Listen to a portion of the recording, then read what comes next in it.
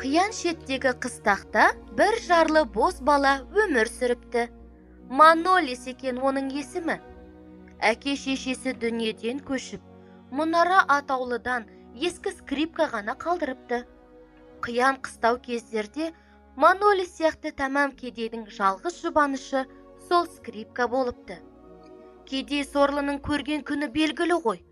Сұрықсыз күнге шырай бітіріп, жабырқау көңілді жадырататын, таза жүректен шымырлап шыққан ән ғана емес пе? Сондықтан да Манолис пен оның скрипкасы сол өңірдегі күні күңгірт, тірлігі мимырт, жүрегі жаралы, басы қаралы жандардың баршасы асыға күтіп, қимай шығарып салатын. Бірде кешқұрым Манолис көрші қыстақтан қайтып келе жатып, ұйыса қалың өскен ботаның ішінен қинала қыңсылаған бір дыбыс естиді. Ботаны жан жаққа ысырып қарағанда, қақпанға түскен қасқырдың қаншығын көреді. Қақпаның құрыш азулары қаншықтың алдыңғы аяғын айрылмастай тістесе қатып қалыпты. Қаншықтың бауырынан сүт тамшылап тұр екен. Жыртқыш та болса, енені, оның панасыз бөлдіріктерін аяған Манолис қаншықты қақпаннан босатып жібереді. Қаншық сол сәтті-ақ зытып жоғалады. Манолис жайбарақат жаман жапасына оралады. Түн ортасында біреу есік қағыпты. Ілгегін ағытуы мұң екен. Шалқасынан ашылып, есікпен төрдей дәу қасқыр кіріп келеді. Менен қорықпа, Манолис, деді қасқыр. Мен саған дос көңілмен келіп тұрмын. Сен ене қасқырды қақпаннан босатып, бауырын енді көтерген бөлтіріктеріме өмір сыйладың. Адамдар бізді жауыз деп есептегенмен, бізде сыйға сый, жақсылыққа жақсылық жасай аламыз. Мен сені жан білмейтін, жан баспаған жерге ертіп апарам. Ол жерде үш есіктің тасасында ақыл жетпес қазына мен көктем күніндей ғажап сұлу қыз бар. Жүр, бағыңды сынап көр. Манолис қасқырдың сөзіне таңырқағанымен ештеңе демейді. Ешқашан жанынан тастамайтын скрипкасын алып, дәу қасқырға ілеседі. Көзге түртсе көргісіз тас қараңғы түн еді. Межелі жер тым алыс және күн көтерілмей жету керек болады. Қалма, Манолис, жылдан бас аяғыңды, дей беріпті қасқыр оған қарайлап.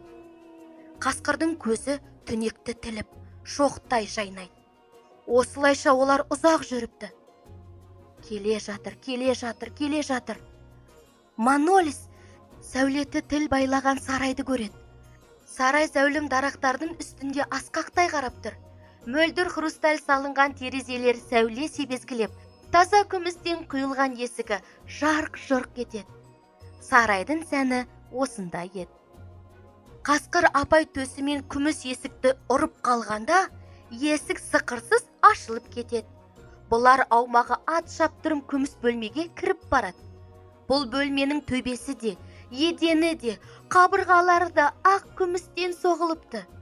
Бөлменің алыс түпкірінде күндей жалтырап алтын есік көрінеді. Алтын есік бұлар жақындағында өздігінен ашылып жол береді. Ал бұл бөлменің төбесі де, едені де, қабырғалары да саф алтыннан құйылыпты. Бөлменің алыс түпкірінде мың түрлі от шашып, құбыла жайнап, алмас есік көрінеді. Көз қарыққан Манолис амалсыздан қолымен көлегейлеп сығырая қарайды. Бұл есікте өздігінен дыбыссыз ашылғанда, асыл тастан өрілген, қабырғалары нұр шалқытқан еңселі жай көрінеді. Төрде, тақ үстінде уылжыған жас ханша отыр. Ханша көктемнің алғашқы күніндей көріктеді. Қасқыр тақ түбіне барып, басын иді де: сәлем саған, ханша. Мен сенің тілегіңді орындап, шын жүректен, сатусыз қайыр жасаған жігітті ертіп келдім, дейді. Сөйдейді де, ханшаға Манолистің қаншы қасқырға көмектескен қайырымын айтып береді. Ханша, жүрегі пәк, көңілі кең адам ғана осылай істейді, депті қасқыр әңгімесінің соңында. Сөзіңде қате жоқ, депті ханша. Манолис батыл да мейірімді жігіт. Менің іздегенім де осындай жан. Мен оған өзімді де, тағымды да, байлығымды да сеніп тапсыра аламын. Сол мезетте 12 қызметші қыз Манолисқа алтынмен апталып, күміспен күптеліп, асыл таспен әшекейленген қымбат киім әкелді. Сарайға айқыш-ұйқыш гүлшер ілініп, алуан түсті шамдалдар орнатылды. Қоңырау сыңғырлап, күй төгілді. Ханша өзінің Манолистің етегінен ұстауға бел байлағанын мәлімдеді.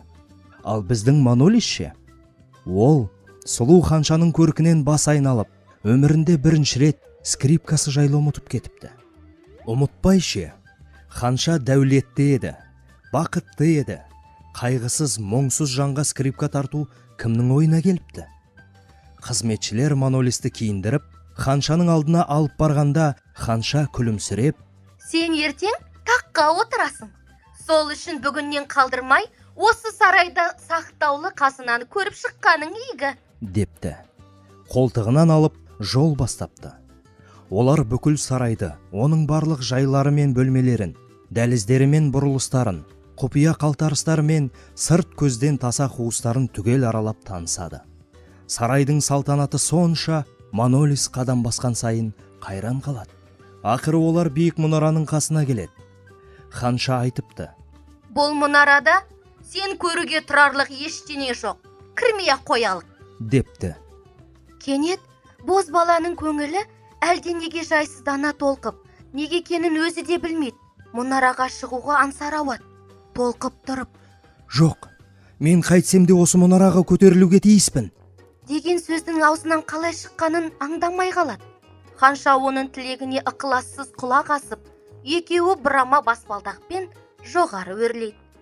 Мұнарада шынымен-ақ назар аударарлық түк жоқ екен. Сән салтанаттың жұрнағы да сезілмейді. Мұнара басындағы жалғыз бөлме. Құжыраның терезесінің алдында кесте тігіп бір қыз отыр. Ұсқынсыздығы сонша, Манолис шошып кетіп, құлауға шақ қалады. Тек қыздың аялы, тұңғиық жанары ғана жаудырай қарап, жүрек қозғар нәзік нұр сеуіп тұр.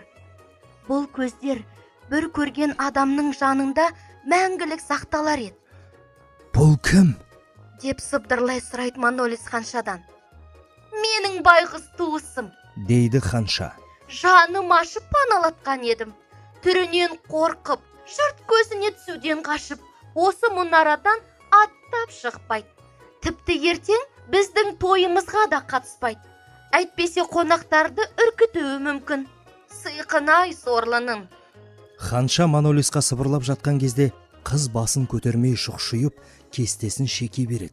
Көрмегендей, естімегендей сыңайлы. Оның епті, сүйрік саусақтары тіккен кесте аса көркем құсқа айналады. Бірақ қыз кестесін бітіріп жібін түйісімен құсқа жан бітіп, дүр етіп көтеріліп, терезеден ұшып кетеді. Сонда қыз қолдарымен көкірегін басып, қинала дауыстап жіберіпті: Бұл да ұшып кетті-ау, бұл да ұшып кетті-ау. Қашан таусылады бұл азап? Депті. Мұны естіп Манолистің ұсқынсыз қызға таңырқай қарағанын байқаған ханша оны қолынан тартып төмен түсуге асықтырады. Бұл бейшара дуаланған, дейді ханша. Дуаның күші 100 құстың кестесін кестелегенде барып қайтады. Сол себепті бұл бейбақ күндіз-түні кесте тігеді.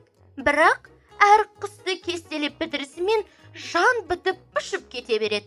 Манолистің мұңайып көңілі бұзылғанын аңдаған ханша: Жарайды, қайтесің басыңды қатырып. Одан да тезірек сарайға барып, тойға әзірліктің барысын бақылайық, деп қосады. Манолис түні бойы көз шырмын ала алмайды.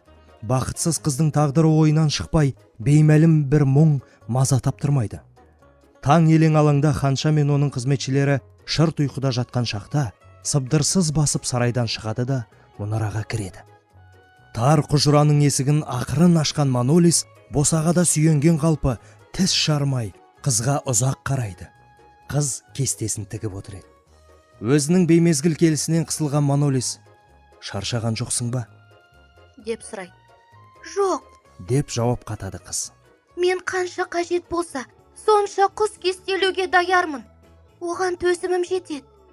Тек құстарым ұшып кетпесе екен, мен соңғы рет қабағанда оларға жан бітіп, ұша жөнеледі. Терезе алдындағы бұтаққа қонақтап шықылықтаған қызыл бауыр кішкене құс жаңа ғана қыздың кестесін тастай ұшқан еді. Өзен жағасын әнге бөлеген бұлбұл да кестешінің қолынан шыққан болатын. Сүрлеудің үстінде маңғазданып, талтаңдай басқан қарға да, қанатын жаза қалқыған қарлығаш та, сол маңдағы құстардың бәрі дерлік ұсқынсыз қыздың кестесінен жаратылып еді. Олар бау-бақшадан орын теуіп, көк ала бұлтты зеңгір аспанда еркін самғайтын, шырылдай, ысқыра әндетіп, төңіректі думанға толтыратын. Олар қуанышты еді, азат еді. Тек ұсқынсыз қыз ғана мұнара тұтқыны болып, саусағы күлдіреп, күндіз түні кесте тігетін. Сиқырдан құтыла алмай, қасірет шегетін. Қыздың шерлі хикаясын Манолис қынжыла тыңдайды.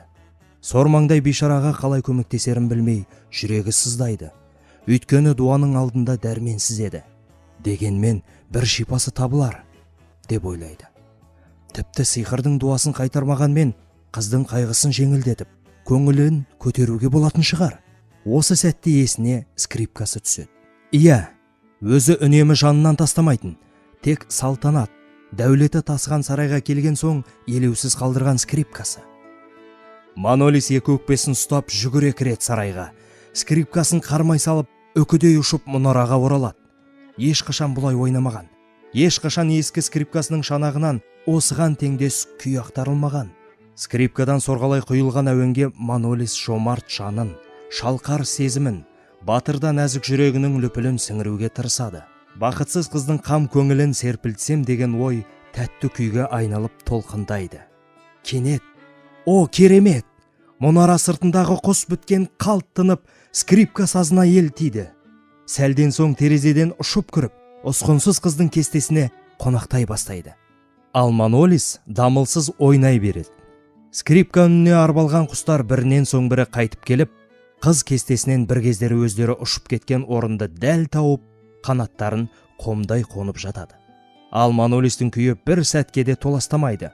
Дуаланған қыздың қожыр-қожыр жүзінде әлде бір жұмбақ шуақ пайда болып, екі беті албырай сәулеленеді. Қайта оралған құстарды көргенде жүрегінде үміт оты тұтанған еді.